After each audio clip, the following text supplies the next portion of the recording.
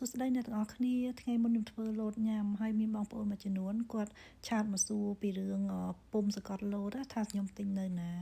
អញ្ចឹងនៅចុងវីដេអូរបស់ខ្ញុំហ្នឹងគឺមានដាក់ page អ្នកលក់ពុំសកត់លោតហ្នឹងហើយនឹងតម្លៃពុំនឹងមួយប្រមាណអញ្ចឹងបងប្អូនអាចចូលទៅមើលបាននៅវីដេអូខាងចុងរបស់ខ្ញុំណាសម្រាប់ពុំសកត់លោតនេះគឺខ្ញុំទិញតាមអនឡាញអ្នកទាំងអស់គ្នាគឺនៅស្រុកខ្មែរតាម page ដែលគេផ្សព្វផ្សាយអញ្ចឹងណាហើយខ្ញុំក៏អត់ស្គាល់អ្នកលក់ដែរខ្ញុំឃើញគេបង្ហោះលក់ខ្ញុំក៏ឆាតទៅទិញអញ្ចឹងណាបើសិនជានៅតាមផ្សារអញ្ចឹងគឺអត់មានលក់ឯអ្នកទាំងអស់គ្នាខ្ញុំដើររកមើលហើយសួរគេគ្រប់កន្លែងដែរគឺអត់មានលក់ទេតែចៃដន្យនេះថ្ងៃមុនខ្ញុំមើល Facebook ចុះឡើងឃើញគេបង្ហោះលក់ពុំហ្នឹងខ្ញុំក៏ឆាតទៅទិញទៅតម្លៃវាគឺ155,000ហើយថ្លៃផ្ញើហ្នឹងគេយក$2ដោយសារតែខ្ញុំនៅសៀមរាបហើយនៅលក់នៅភ្នំពេញដល់ពេលអញ្ចឹង